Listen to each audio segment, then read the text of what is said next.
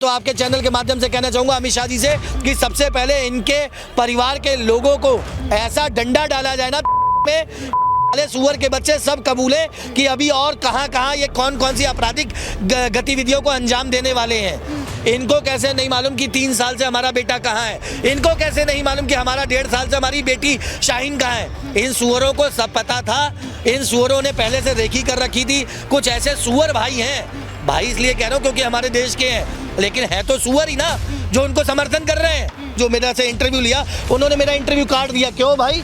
तुम अगर मीडिया होके तुम्हारी अगर रही है, आपको अपनी सुरक्षा स्वयं खुद करनी चाहिए। मोदी जी आके नहीं करेंगे, योगी जी, अमित शाह जी नहीं करेंगे कि मोदी जी को, योगी जी को और अमित शाह जी को कोसने से कुछ नहीं होगा। तुम लोगों को खुद आगे बढ़ के आना पड़ेगा। ये सुअर के बच्चे कश्मीर से यहाँ आके फरीदाबाद में डॉक्टर की पढ़ाई कर रहे हैं, और आप बताइए यहाँ दिल्ली में बम फाड़ने की पढ़ाई कर रहे हैं ये लोग। अल्फला यूनिवर्सिटी किसी की भी हो, हिंदू हो, पंजाबी हो, कोई भी हो, किसी भी गैर मजहब का हो, लेकिन मैं तो साफ कह रहा हूँ, आपके चैनल के माध्यम से डिबेट काटिएगा नहीं। सबसे पहले उस पर बुलडोजर चलवाया जाए, और जो वहाँ पर कश्मीर में इनकी पैरवी कर रहे हैं उनके घरों में भी बुलडोजर चलवाओ। लोग हैं जो विश्वास नहीं कर रहे थे कि ये सच में आतंकवादी हमला हुआ था, सच में इसमें मोहम्मद उमर था जो तमाम लोगों को चपेटे में लेके आत्म ब्लास्ट कर लिया, उसमें मारा गया। तमाम लोग विश्वास नहीं कर रहे थे। आज वीडियो आ गया है, बतौर वीडियो में साफ तौर पे वो बता आतंकवादी था वो। एक पूरी कम्युनिटी है इनकी, जो लोगों को सब हर आदमी को ना, जो है एक कम्युनिटी है, उनको बदनाम कर रहे हैं कुछ लोग मिल करके। बाकी और इतने हैं कम्युनिटी के, सब लोग रहते हैं, लेकिन ये एक कम्युनिटी कुछ लोगों को बदनाम कर रही है। इन लोग जो उमर जैसे आदमी है, तो लग रहा है कि देश में ऐसे और भी लोग हैं जो पल रहे होंगे। गद्दार है इस देश में, है जो यहाँ का खाते हैं, राशन लेते हैं, हर चीज़ है, बहुत गद्दार है ऐसे। डॉक्टर्स पे भरोसा नहीं होगा? डॉक्टर पे बिल्कुल भरोसा है। ऐसे डॉक्टर जाने से पहले 4 बार सोचेगा आदमी। डॉक्टर की पढ़ाई में इतनी मेहनत लगती है, इतने पढ़े लिखे होते हैं। गवर्नमेंट को इनको इतना पैसा दिया, इनको दिया, सारा कुछ किया है। 1-1 लाख 2-2 लाख रुपये सैलरी मिल रही है उनको, उसके बाद में ये लोग देश के साथ गद्दारी कर रहे हैं। 5 लाख सैलरी थी मोहम्मद उमर। 5 लाख सैलरी कम होती है? एक आम मजदूर को पूछो आज यहाँ पे कितना सुबह से लेकर शाम तक काम करता, मुश्किल से 500 रुपये नहीं मिलता उसको, उनको 5 लाख रुपये मिल रहा है। तो कहाँ से विश्वास करेगा ऐसे लोगों पे? महबूबा मुफ्ती कह रही है कि कश्मीर में जो अत्याचार हो रहा है उसी की जो एक झलक है वो दिल्ली में देखने को मिली। कश्मीर के लोग परेशान हैं, इस तरीके से महबूबा मुफ्ती कह रही है। कश्मीर के लोग काय का परेशान है? गवर्नमेंट इतना कुछ कर रही है, 300 दावा किया था कश्मीर में शांति आ जाएगी, इतना कर रहे हैं, वहाँ पे बिजनेस वगैरह डेवलप कर रही है, हर चीज़ कर रही है गवर्नमेंट। अब वो लोग जो देश के गद्दार हैं, जो वहीं के लोग करते हैं वो। महबूबा मुफ्ती कह रही है कि कश्मीर को संभालने की बात करते हैं, दिल्ली संभल नहीं रही है। कहाँ से रहे, कहाँ से आए हैं? कश्मीर से ही आए हैं ना। ये जो फटा है तो कश्मीर का ही था। तो कश्मीर के थे ना, तो वहीं के लोग उनको शेयर करते हैं, वो लोग उनको शेयर करते हैं। महबूबा मुफ्ती क्या बचा रही है, इनको बचाने की कोशिश? बचाने की कर रही है, और क्या, वो लोग बचाने की कोशिश कर रहे हैं इन लोगों को। देश में कई सारे लोगों को यकीन नहीं हो रहा है कि ये ब्लास्ट है, ये साजिश थी, या फिर सबने देखा है, ड्रोन से हमले की भी प्लानिंग थी। वीडियो आ रहा है, हर चीज़ का है, गवर्नमेंट दिखा रही है सबको। कहा जा रहा है कि ड्रोन से हमले होने वाले थे, ड्रोन से भी ब्लास्ट की तैयारियां चल रही थी। पता नहीं अब क्या क्या होने वाला, देखो अब। क्या कहना चाहेंगे? ड्रोन से हमला करने की प्लानिंग थी, मतलब दिल्ली में ही नहीं, अलग अलग जो अपने स्टेट हैं, अलग अलग राज्य हैं, चाहे वो उत्तर प्रदेश हो, हर जगह ड्रोन से। देखिए, मैं एक लाइन में ही कोट करना चाहता हूँ, घर का भेदी लंकाटा है, क्या ही कहा जाए। मतलब कि आप देखिए, एक इंजीनियर 5.5 साल लगते हैं MBBS डॉक्टर बनने में साहब। ये फारूक अब्दुल्ला कह रहे हैं, मैं इनका ट्वीट पर, आप इनके ट्विटर हैंडल पे जाके देखिएगा क्या कहते हैं। वो कहते हैं कि वो मतलब कि बेचारे, वो डॉक्टर बेचारा है, मतलब कि जो जिसको डॉक्टर है वो MBBS डॉक्टर है साहब, उनको बेचारा बता रहे हैं। उनको बेचारा बता रहे हैं। यही लोग हैं, ये लोग तो रात को ये 12 बजे सुप्रीम कोर्ट भी खुलवा देते हैं। यही लोग हैं जो रात को 12 बजे सुप्रीम कोर्ट खुलवाते हैं। इनके बारे में क्या ही कहना, इनका नाम ही मैं क्या कहूँ। मैं इनके वीडियो भी प्रॉपर आ चुका है मोहम्मद उमर का। अब ये भी खुलासे हो गए कि ड्रोन से हमला होने वाला है। जो अल्फला यूनिवर्सिटी है उस पर भी छापेमारी हो चुकी है, और देखिए यकीन नहीं हो रहा है। और देखिए, ये लोग छाती पीट रहे हैं, क्या पता, कहना तो नहीं चाहिए। मतलब कि ये एक और चीज़ आप नोटिस कीजिएगा, यहाँ तक कि ये दिल्ली बम धमाके में एक भी ट्वीट राहुल गांधी का या अखिलेश यादव का नहीं आया है। ये सब मौन है भाई, बुरा मत देखो, बुरा मत सुनो, बुरा मत कहो भैया। ये उत्तर से दक्षिण तक कोई भी सेकुलर का सुरमा बोला होगा? कोई नहीं बोला।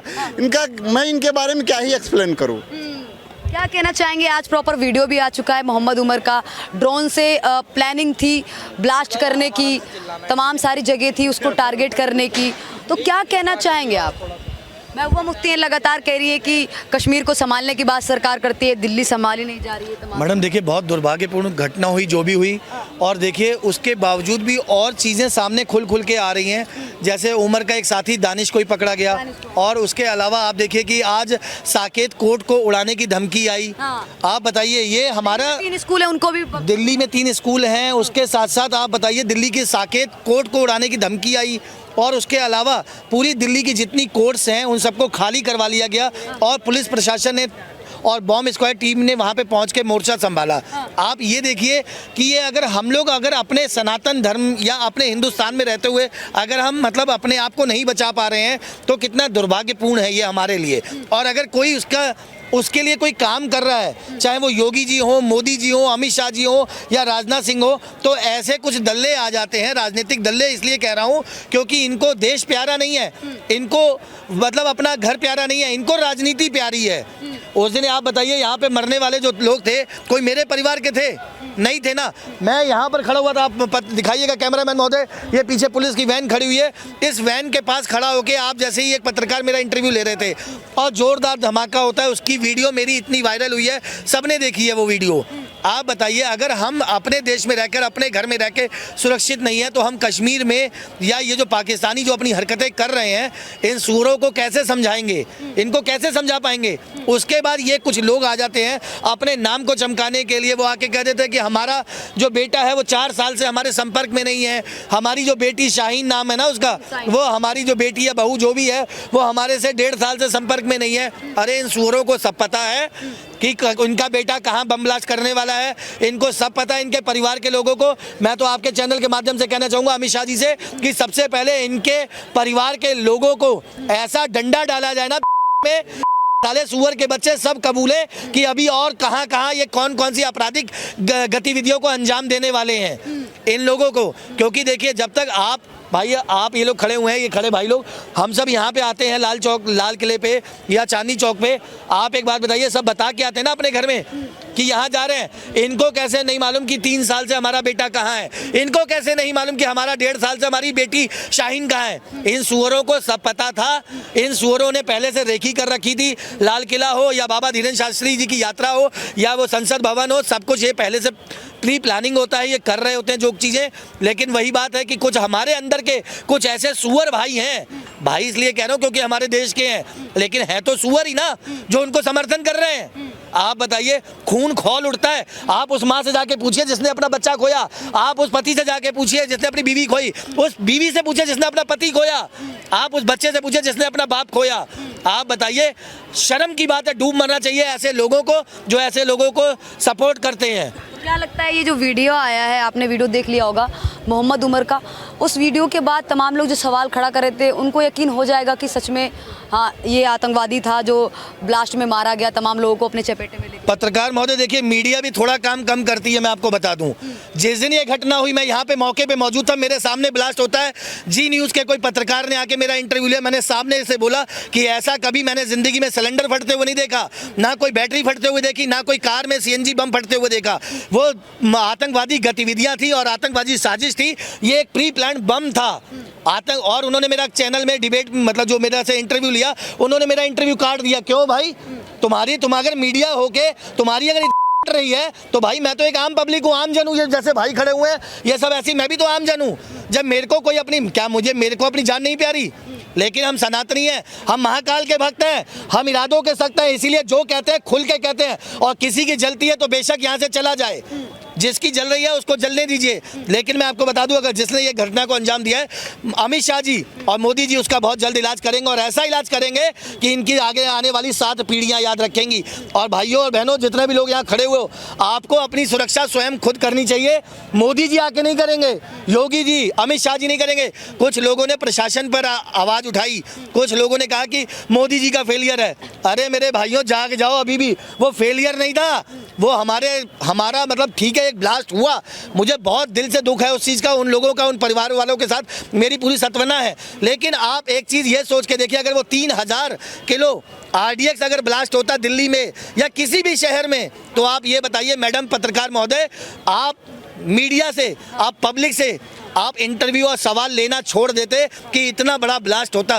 3000 किलो RDX, आप समझ रही हैं क्या होता है? यहाँ मुझे नहीं मालूम कितना फटा होगा, 100 किलो, 200 किलो, 500 किलो, मुझे नहीं पता, लेकिन 3000 किलो आप सोच के देखिए। दिल छोड़िए, पूरी दिल्ली छोड़िए, पूरा हिंदुस्तान दहल जाता और शायद ये अब तक का इतिहास में सबसे बड़ा आतंकवादी हमला होता। और पत्रकार महोदय आपसे भी गुजारिश है, जो मैं कह रहा हूँ ये सत्यता दिखाइएगा ताकि लोग जागरूक हों। लोगों को अपनी रक्षा स्वयं करनी है, अपने परिवार की रक्षा स्वयं करनी है, क्योंकि मोदी जी को, योगी जी को और अमित शाह जी को कोसने से कुछ नहीं होगा। तुम लोगों को खुद आगे बढ़ के आना पड़ेगा। ये सुअर के बच्चे कश्मीर से यहाँ आके फरीदाबाद में डॉक्टर की पढ़ाई कर रहे हैं, और आप बताइए यहाँ दिल्ली में बम फाड़ने की पढ़ाई कर रहे हैं ये लोग दिल्ली में बम फाड़ने की पढ़ाई कर रहे हैं। और उनसे पूछिए, उनके परिवार का दर्द पूछिए, जिन्होंने अपना बच्चा खोया, अपना परिवार का सदस्य खोया है। आप बताइए, ये पीछे मार्केट दिखाइएगा कैमरामैन महोदय, इसमें एक पीछे बंदा था अमन कटारिया। आप बताइए उसकी बीवी को, बेचारे को, उन लोगों को, परिवार को कहीं घूमने जाना था। बीवी क्या कहती है फ़ोन करके 6 बजे कि आप 8 मतलब जल्दी आ जाइएगा, 8 बजे प्रोग्राम पे जाना है। शादी थी या कोई फंक्शन था मुझे नहीं मालूम, लेकिन आप सोचिए कि वो बेचारा निकला गाड़ी से, या गाड़ी उसने पार्किंग से निकाली, आतंकवादी की गाड़ी की 1 गाड़ी या 2 गाड़ी पीछे खड़ा हुआ था, वो भी बेचारा ब्लास्ट में बेचारा मर गया। अब आप बताइए इससे ज़्यादा दुर्घटना दुर्भाग्यपूर्ण और क्या हो सकती है कि आप यहाँ पे आई हैं डिबेट करने के लिए और आपके घर वालों को, मैं भी यहाँ आया हूँ, आपकी बात नहीं कर रहा, मैं भी हूँ, ये भाई खड़े हुए हैं, और अभी कोई बम ब्लास्ट हो जाए, आप बताइए।